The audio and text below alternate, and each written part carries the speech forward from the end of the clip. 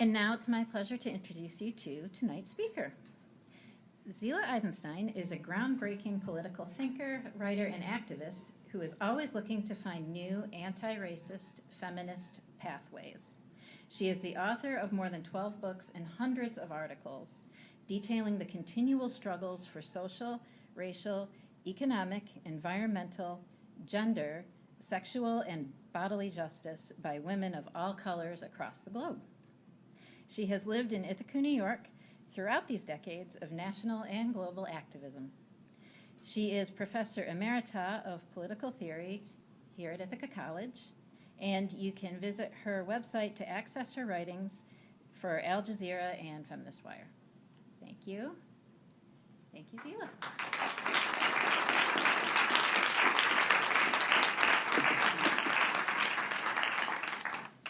So, whoa, is it okay?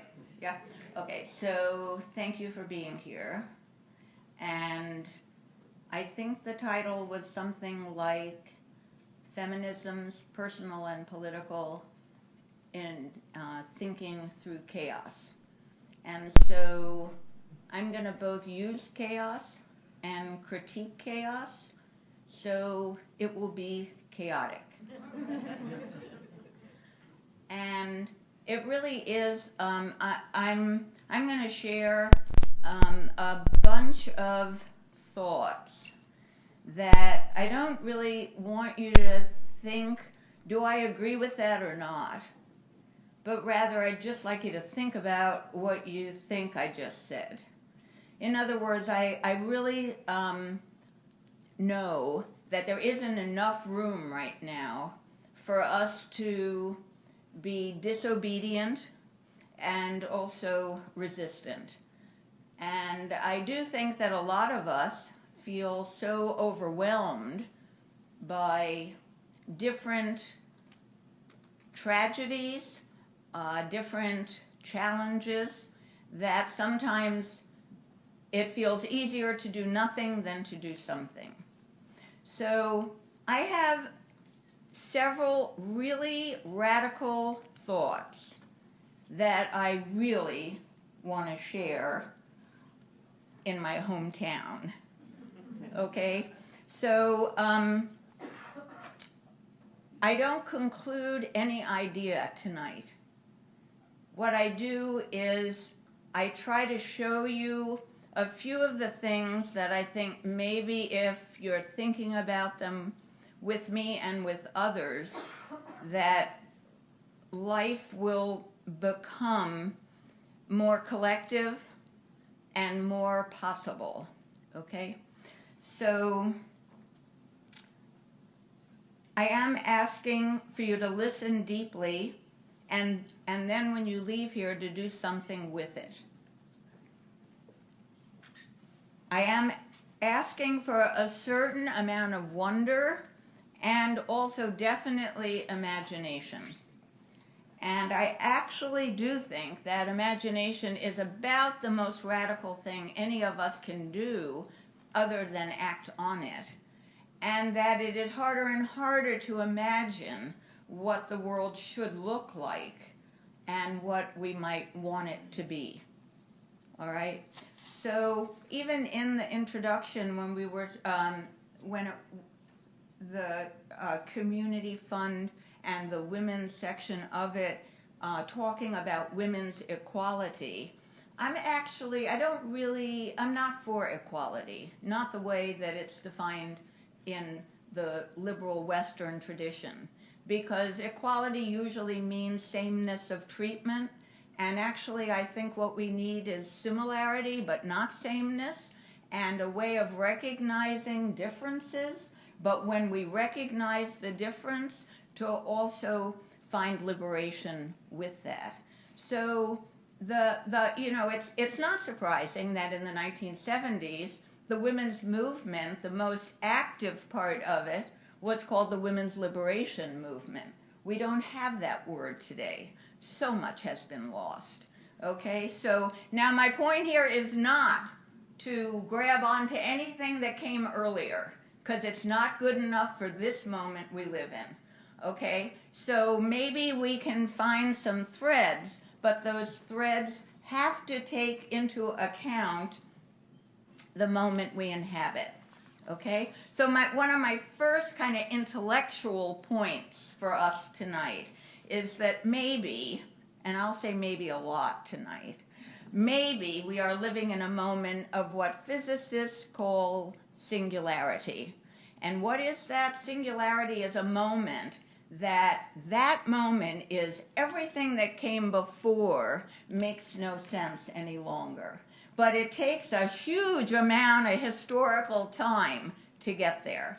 And I don't know, I think that some of this singular moment we're in probably for the US started in the early 1970s and has been going ever since with certain forms of globalization, etc.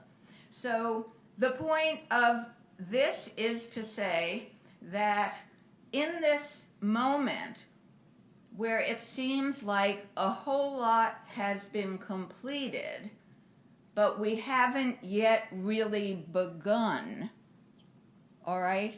It's within that in-between space that I'm asking us to inhabit and to think about. In other words, that we're living at the end of something and the new has not broken free yet. So I'm not really sure that we even have the best questions at the moment about what we should be doing and where we are, but I think that it is possible to begin that process, okay? So, all right, so a fact. If white women had voted like black women, Trump would not be the president. So I'll come back to this, but I just think that there are certain realities, certain knowledges that we're too slow to understand and to try to think about. Now, Hillary Clinton, who those books that were mentioned, I kind of have been critical of Hillary Clinton for almost 4 decades. We're exactly the same age, so we've had a very different trajectory. So when she has talked about breaking the glass ceiling, I have always said, no, it's not the glass ceiling. We're just trying to get out of the basement. Okay? So the idea of that tension. Now, for those of you who are a little, just thinking, come on, Zillah, no, I voted for Bernie Sanders in the primary and then just hated myself but voted for Hillary Clinton. So I just, I know how to deal strategically with the political choices, right? But the point here is right now, how do we kind of do that, particularly as we're entering towards 2020. Okay, so I came to Ithaca in 1973. I was 24 years old. I was hired to teach feminist and Marxist theory. That was my specialty. And the only way that I got actually the job, and I wasn't told this until after I was in the department for about 3 months, 2 of the faculty members, it was an all-white male department of politics. So actually, the first time Richard, my partner, went to a political science convention with me, he said, "Oh my God, Zillah, there are more men here than at the law conventions." So the moment of coming to this department and some of the faculty deciding that maybe I wasn't really quite as absurd as they were worried I would be, they did say they thought they should tell me that they had voted against me, and that actually in that period, students could vote. Again, talk about what's been lost. So it was 2 student votes that got me the job, which was really pretty wild, that it wasn't the faculty who brought me to the department. Okay, so just one little other story, just to give you some of the flavor of the fact that yes, there's change, and no, there's no change, or there's a lot of change but not enough change, or the wrong change. okay? So this is about 6 months in. I am at the low rungs of assistant professorship. There's a department meeting, and it is supposed to, the decision is supposed to choose a new slot for what the department needed the most for in the hiring practice. So the most senior member of the department, his name was Ray Carrot, an old white man, said, well, I think we should hire someone to teach political theory. And I said, what the fuck do I teach? And that kind of got me going at Ithaca College. You know, it put my feet right in the ground, and I went forward. You know what he said I taught? Feminist ideology as opposed to political theory. Okay. So the other thing that was interesting when I was just trying to give a little, because, you know, I don't talk in Ithaca very often, to give a little bit of history here, and the almost 40 years of teaching I did at Ithaca College, and I was trying to think, how do I think about it? And I decided, well, as an anti-militarist feminist, the way I think about those 40 years is the Vietnam War, the Gulf War, the Iraq War, the Afghanistan War, the war in Syria, the war in Yemen. Those were my struggles with my students. It was to really get them to think about, I never told them what they needed or had to think, but I said they had to think. So given that we are empire, the heart of empire, I said, we are making wars, so you must know what your position on those wars are. Which is different than saying that you have to be against the war. I say that outside of my classroom, but not in. The young Republicans, of course, took me to task on that, and that's a whole other story. Okay, so the chaos that I spoke about, there's chaos facing us on a daily basis in terms of weather, in terms of climate change, in terms of economic inequality, in terms of excessive suffering, in terms of a punishing white supremacy, in terms of too much death, in terms of incarceration, in terms of guns, in terms of misogyny, in terms of women's pussy, in terms of Me Too, in terms of sexual violation, in terms of rape, in terms of the Catholic Church, in terms of Harvey Weinstein or Bill Cosby or Robert Kraft, one of our latest, in terms of children in cages, in terms of Guantanamo, in terms of Brett Kavanaugh, in terms of Yemen, in terms of drones, in terms of invisible war, in terms of data hacking, in terms of digital gangsters, in terms of health care that we cannot access, in terms of Islamophobia, in terms of anti-Semitism. Of course you can't breathe. Eric Gardner said that as he was being killed. Frantz Fanon said that in terms of Algeria. To breathe, to be able to breathe. Okay, so those are some of the moments of the chaos that is presented to us. And then there are feminisms. And there is no feminism for me. There are multiple feminisms. They differ across the globe, within each nation, across race, across classes, and yet they combine and connect. So the most beautiful thing about feminism, intellectually and politically, is you can't be a feminist without seeing beyond yourself. No way. So what does that mean? It means that if I identify that as a female, as a woman, and as I use those terms, I mean them in all their variety with no exclusions, okay? So this idea that we start with that, we start with an identity that me, Zillah, as part of being part of this bigger collectivity, I see the lack of justice allowed. So my own identification is bigger than myself by definition. So the idea here is there is a radical push within feminism to always go beyond the self and find the collective, find the sense of solidarity and community.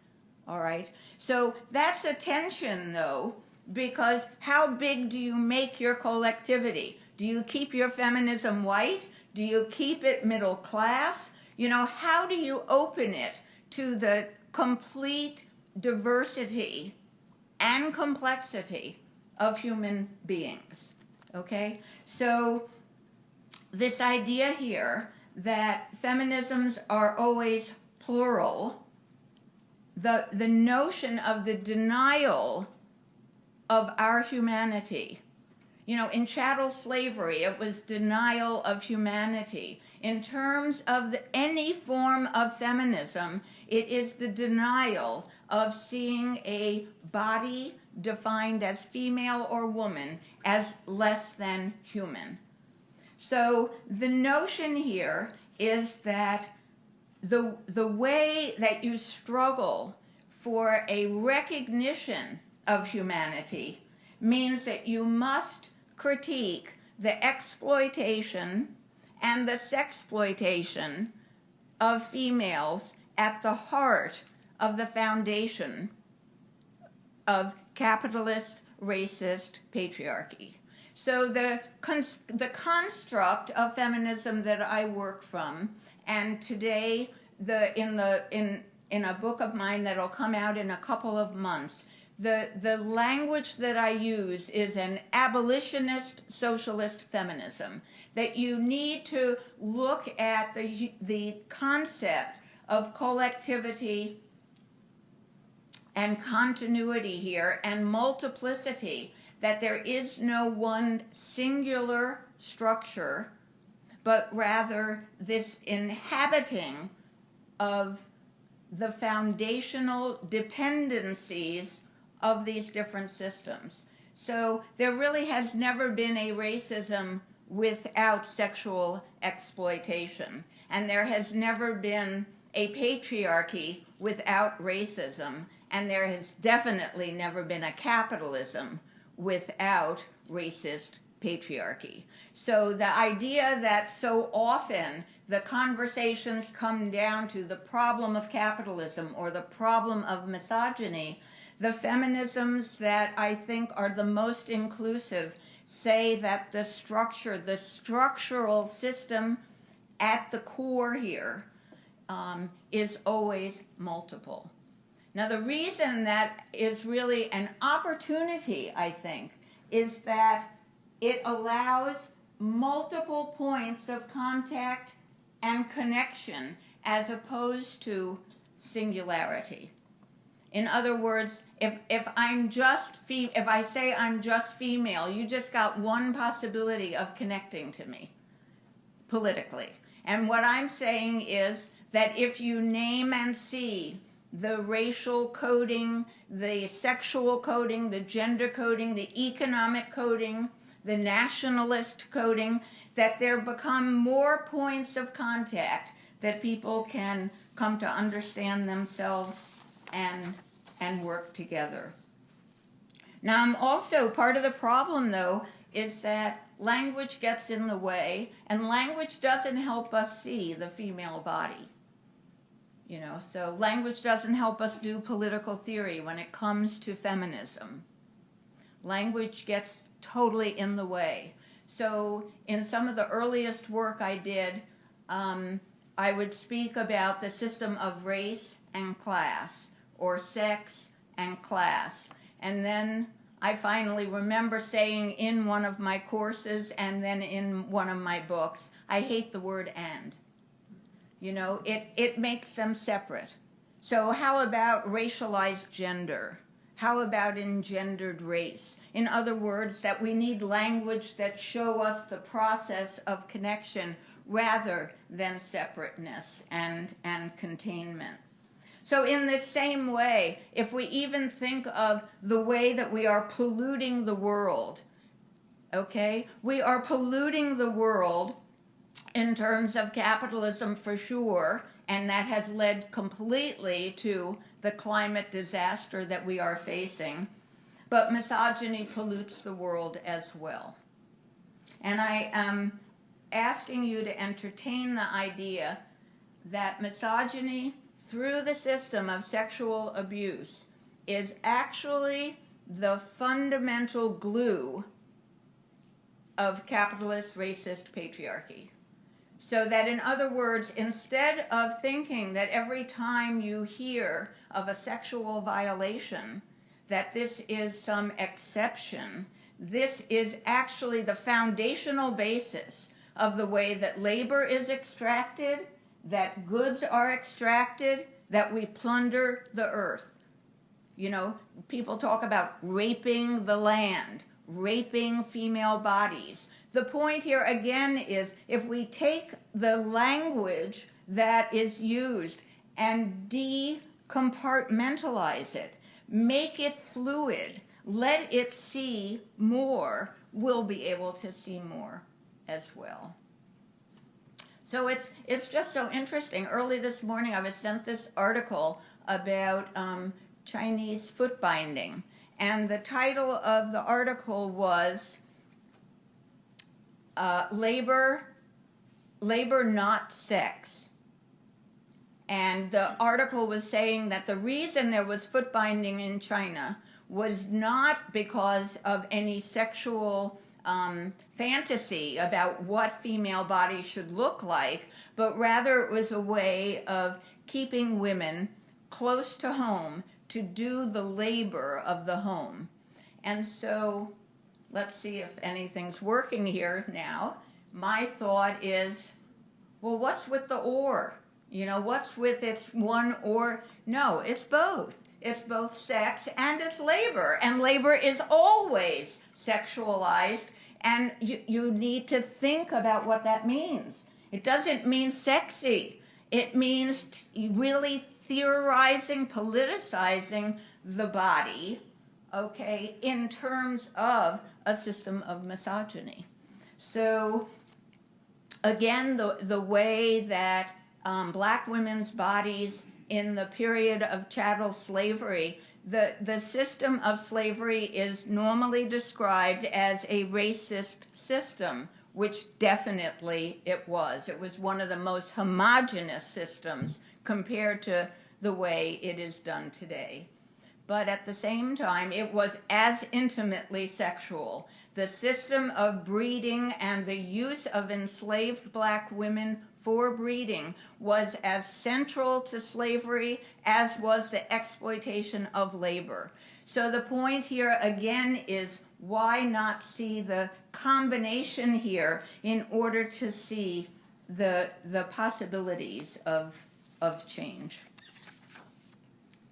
All right, so we're also in terms of this chaos, so everything's in flux. Nothing kind of holds the way it used to. So, I mean, nations always, with the fall of the Soviet Union, we definitely saw the reconstruction of whole new nations, right? So nations are constantly being redefined through often war, okay? But the point here is that we also have the plunder of nations by the global capitalist patriarchal system, so that the role of the nation state today is not what it once was. And when we talk about the crisis of our own nation, it is hardly just about Donald Trump. It is about what is the role of a nation state when nations no longer have the power against the globe in terms of global capitalism. All right? So, of course, chattel slavery was a global system. So we're not allowed to think that globalization is new. It's not new, but it is newly modernized and changed always, okay? So in that same way, races are mixing, are getting redefined across the globe. Genders, in terms of transgender, in terms of non-binary gender, the orderliness of misogynist patriarchy has been deeply unsettled. So the idea here is that as these identities get defined differently in different historical moments, I am asking you to think about that construct of singularity and what is this moment that we are in. Okay, so again, the location of seeing, if we see the body as the heart of politics, the struggle over the control particularly of the female body in terms of misogyny, in terms of patriarchy, in terms of racism. The idea here is that the struggle over abortion is hardly just that. The struggle over abortion is the struggle to control the body. And why is the struggle over the body so central? It is because it is the location of power. And the power here, particularly of females, in terms of triple and quadruple days of labor, depending on what country you live in and how the labor is organized. So again, just playing with language, birthing is, the only honest moment here is birthing is described as labor, okay? Extreme labor, yeah? So the idea as well, though, of to just try to really start to see beyond, below, inside the language, how it often limits us. Okay, so I'm just going to throw out a few more points, and then I thought maybe we'd see what you want to talk about. So we can't do this today without talking about the teachers' strikes. West Virginia, California, there have been 5 different teachers' strikes. Most of the teachers are women. They have had enormous gains in their struggle. They are fighting for public education, and the word public there is extraordinarily important. In a world where everything is being privatized, everything is being individualized in the language of neoliberalism. So again, the point here is there are the International Women's Strike, which I am a part of, the U.S. organizing group of that. The argument is that what we need to mobilize is for women to see themselves in those strikes, whether they are in the strike or not. In other words, that this is about women's labor. This is about the need for publicizing the need of public life. And this notion is that there might just be a new working class that is developing, and this new working class is predominantly women and of all colors. So if you think about this moment in terms of the domestic workers, the millions of them, the way that they are trying to organize for a set of domestic worker rights, you look at the struggle around from teachers, the notion that I'm asking you to think about and maybe see is that there is a new expansive working class, and that is not made up of white men. The way that the political moment keeps talking about we need to mobilize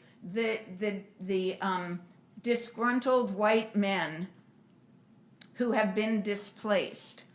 and that is talked about as the working class. The point here is that there always have been disproportionate numbers of women in our working class, but at this moment, is there a new, transformative working class? And that notion here is particularly relevant in a world where people talk about the rule by the 1%, and the argument today that what we need is a feminism for the 99.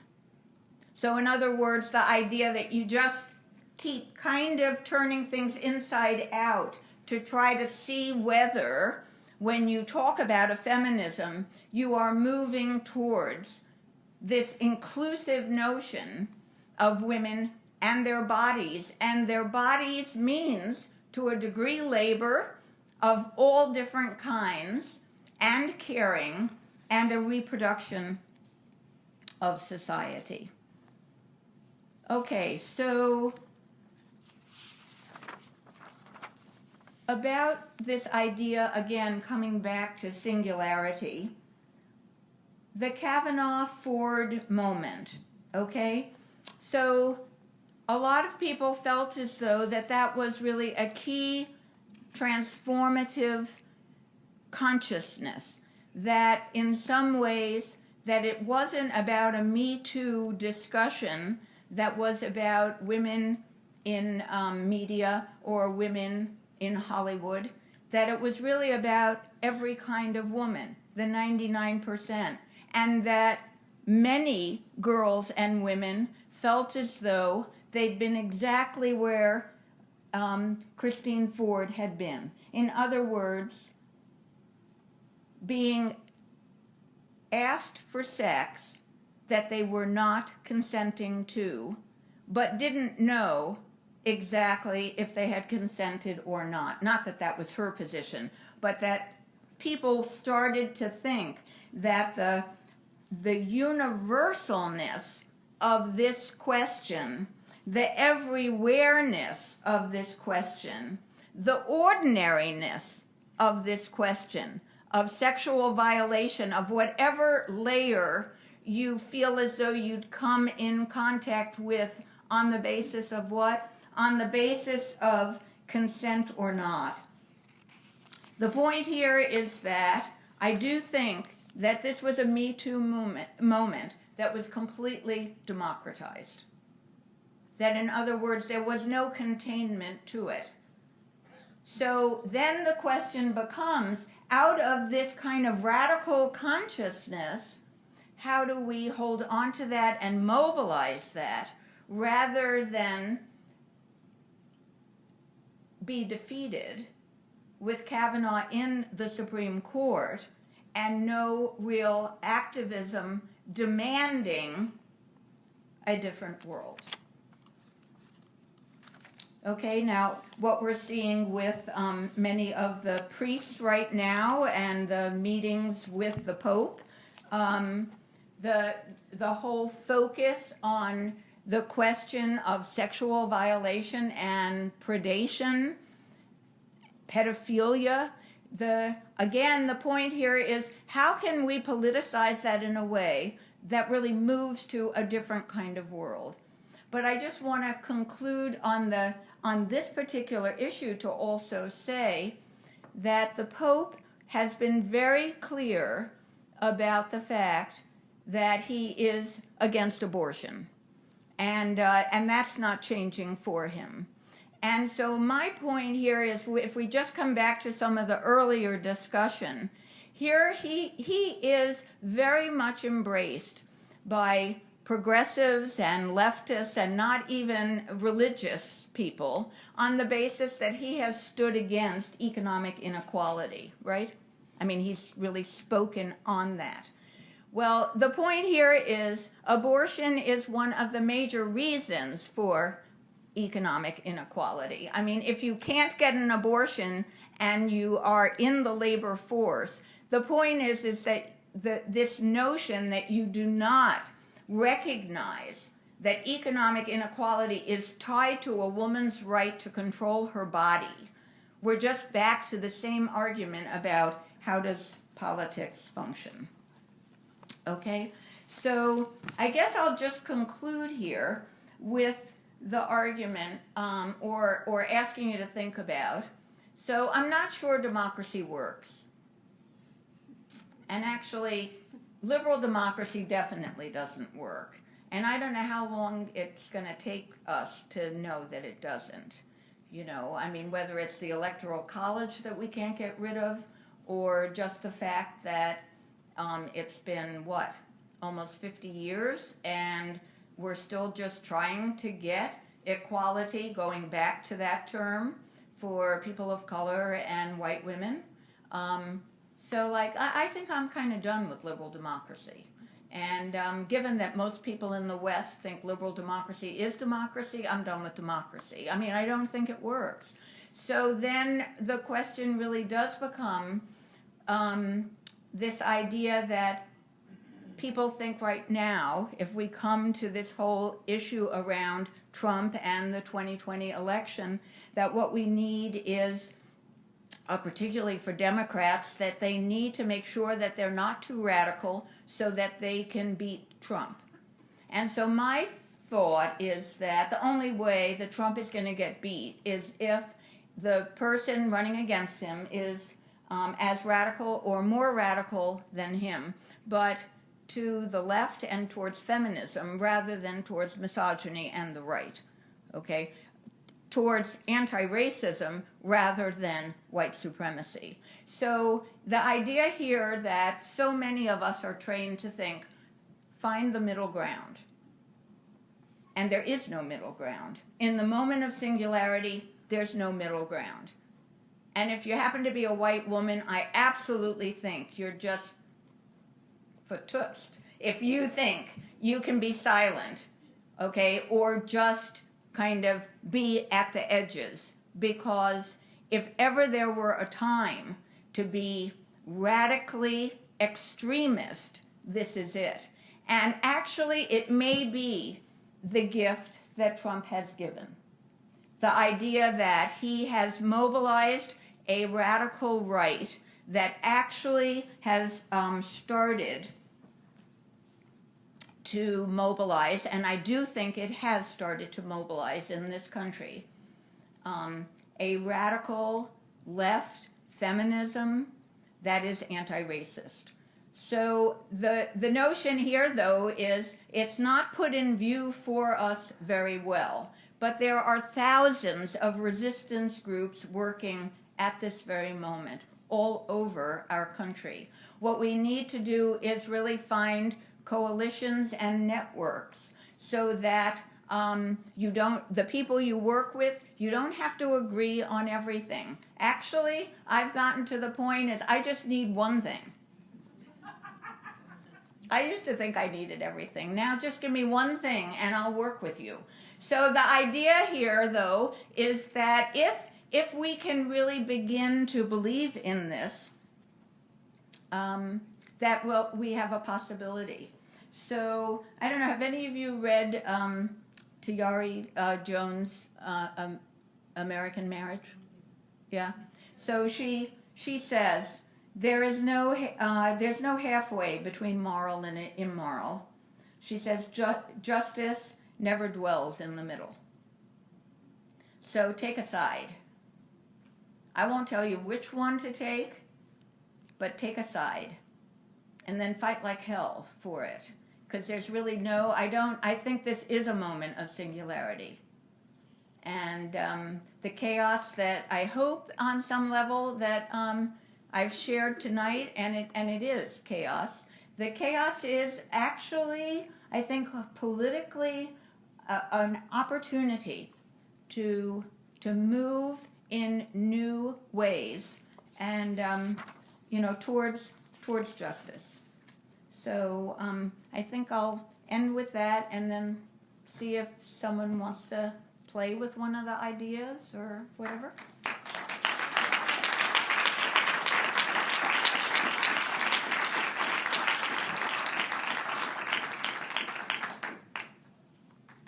So is there a particular thought or, yeah? Hi, thank you. Sure. My brain is buzzing. Good. So one of the things that have been kind of clear to me in the past year or so is the idea that we live in a society and an economy that is completely blind to the value of nurturing. That all of those who nurture, whether it is mothers, neighbors, teachers, farmers, nurses, are exploited to the degree that they are willing to be kind. That kindness in our current political and economic system is something that anyone who's willing to give will be asked to give more of, and nobody will consider supporting that. And everything that you said about the body and the autonomy and the sovereignty of women over their bodies is something that I didn't have that together with those thoughts. And what you said just is like, oh, it's all of it together. But a lot of nurturers are men, not just women. So I'm wondering, what is it, in your estimation, how can we move as a society towards a place where we see the giving as something that can be supported and appreciated, and more of it would happen in a way that the givers are given back to, as opposed to sucked dry? Because it feels like it's all connected. Well, it is connected, and I mean it is connected through, first of all, a profit system of exploitation, which is the structuring of capitalism. We are in a good moment. I don't think most of us know what we mean when we say we're for socialism, but there's lots of people saying it. And then I was thinking, in light of thinking about this talk, that's fine to not know exactly what it is. Socialism is definitely better than capitalism.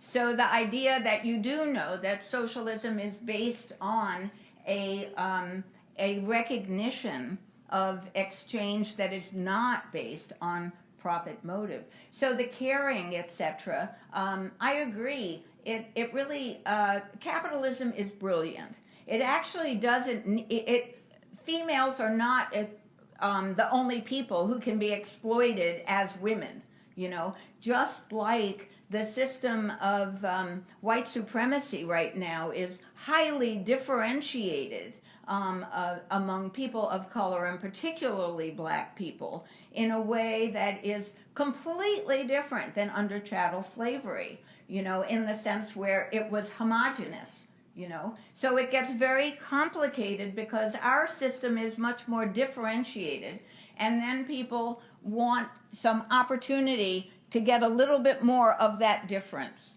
So, you know, we're in a moment where feminism often means empowerment. No, there is no empowerment. You know, it's not to try to get people to do better in this system, unless you recognize that by those demands you are beginning to undermine the structural system, which is so rooted in that. So, but I do think that you know, there are plenty of countries that are still somewhat, you know, capitalist, but have moved, like Sweden, etc., with different forms of a sexual division of labor and different notions of exchange with that. I think it would be wonderful for that to become part of the conversation, just like the issue of comprehensive daycare, the idea that assumes that children will have care, and that is as essential to a society as healthcare is. But, you know, think about how silent that has been. Elizabeth Warren has started to present that, although hers is still a very minimalist idea of the daycare, that you know, it is not really one that should be provided to all people without having to pay for it. So I mean that'll just give us, you know, daycare like we have healthcare, which would be a little bit of a problem. Yes. I'm curious why you say women are still in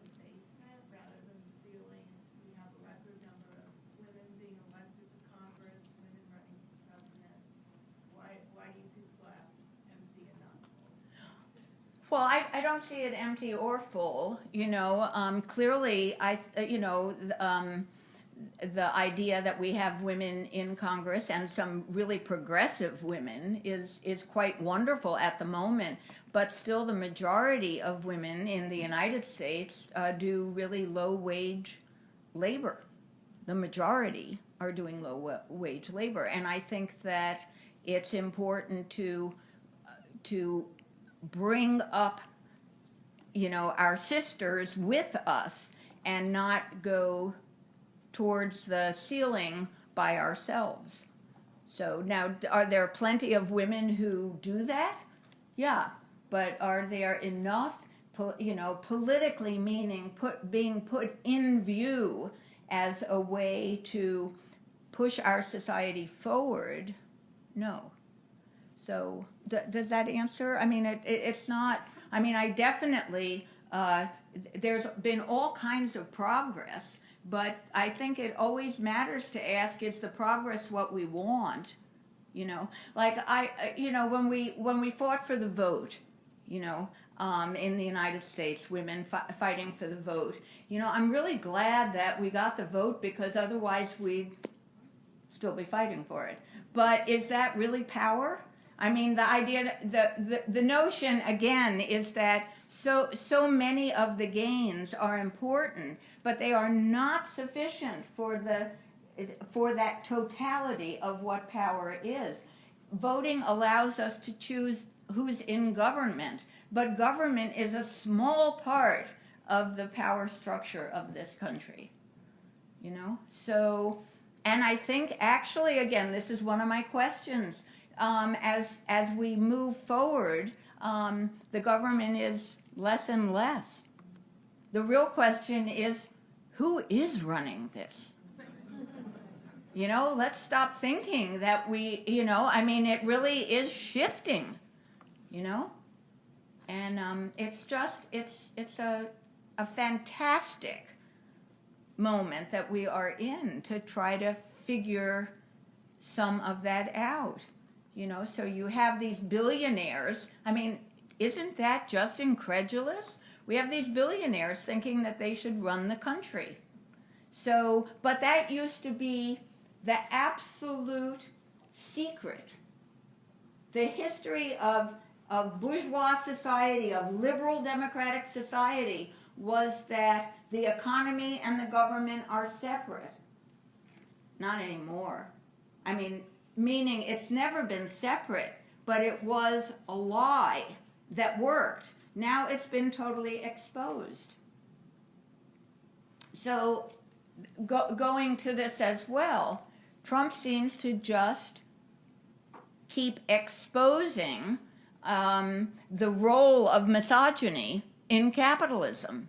He can't let go of it. It's like a gift.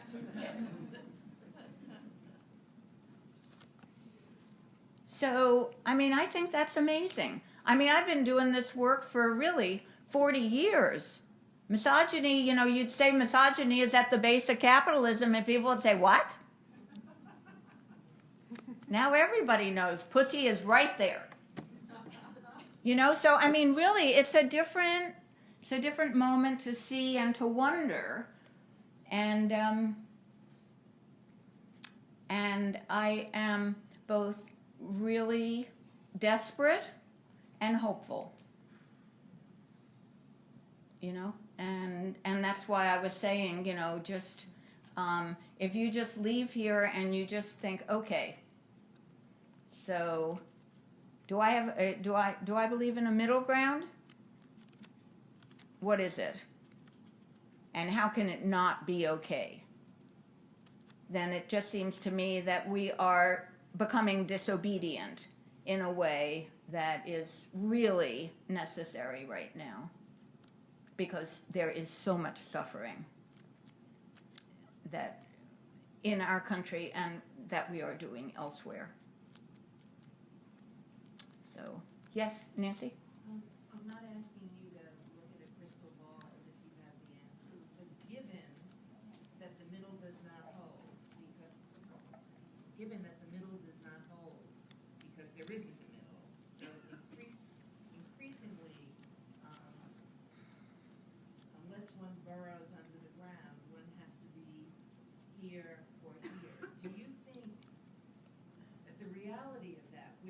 which I agree with, that the reality of that is going to lead to certain kinds of armed struggles domestically, as opposed to violence against particular groups of people, African American men, as an example, or anti-Semitism is doing in terms of violence. It's not as obvious. Well, I mean, at least my extreme left is not violent, and not with guns. But I have had people just recently say, Zillah, aren't you scared of how do you go up against guns? And you just do. So, but the point here, though, is that I think that there is a whole lot of possibility to really organize people who are radically committed to a radical democracy, a radical notion of justice that is not defined by the structures that we have today, and particularly young people. So I do think that this is a real probability if we get more active. I mean, there is something about us here in the United States where we're not good at getting out in the streets. I mean, in Argentina, there was the abortion issue. They had 6 million women, like overnight, in the street. The teachers' strikes throughout South America, millions of them. We seem to wait too much. And this leads me a little bit to a discussion I was having earlier today. The Mueller report. We keep talking about, let's see what happens with the Mueller report. Well, I don't know about you, but I think I know plenty, right? And the Mueller report, it's just, again, it's looking for that fucking middle. He's not going to tell us what to do. He's going to dump it and leave. That's him. That's his role. So the idea here, though, is what do you do with knowing? I mean, we have all the information we need. I mean, that is liberal democracy, right? We're always collecting information. Know a little bit more. I know plenty. I'm ready. So really? So again, I mean, I just think, though, that even for me, sometimes I just have to remind myself, like, what are you, this is ready. Like, really? Collusion? You're wondering if there was collusion? I mean, it's embarrassing. The whole world is seeing us wonder. And then it's like, and nobody's going to tell us. That's the whole point. The only people who can tell us is us. We got to say, we got the information. This is unacceptable. No. So what are we afraid of? Well, I think that a lot of people are, I don't want to say what someone else is afraid of, but I think as a society, as a culture, we are used to, those who are privileged enough are used to the comfort of that. And, there are plenty of people who say that's how, Bernie Sanders didn't get the nomination. There were just too many kind of middle-class people who thought he couldn't win. So in the primary, they wouldn't take a risk, when it was really a risk he could take without a whole lot of, So if he doesn't get it, he doesn't get it. But if he gets it, he could have won. But I will say, just in case you see, I was asked to say what I think about Bernie Sanders running now. And of course, at first I thought, not going to go there. And then I thought, exactly from what I was saying to you today, no, these are moments you don't get to not say. So, no, not now. There are progressive women. He should use his clout and power to push a candidate that he thinks is the best at moving towards socialism and that's what he should do politically. Isn't that what he's doing? No, he's running. Yeah, he thinks he's the candidate. Oh, no, wait, he- And moving himself forward. Yeah, no, but I'm saying he's not the candidate. Right. And I don't, and the reason I don't is to the degree that he is socialism and working class all the way, and misogyny and racism are just not in there embedded as completely as key. Now, I also want to say that I did hedge at the end and say that it's too early to totally know. And if it, who knows how this is going to evolve, and if it does look like he is the candidate who's going to win, then of course I would support him totally. But I do think that my commitment in this moment with this notion of singularity that I shared with you, I think that this is a moment, this is not, we don't just have women candidates, we have women candidates who have progressive agendas. They aren't progressive enough for me, but they can be pushed. Any politician can be pushed. So why not use all of these thousands of resistance groups to push like hell for the most radical agenda in the election, and then to stay completely radical after, because the electoral arena is not going to bring us liberation. So, anyone else? Just a little bit about your forthcoming book. Oh yeah.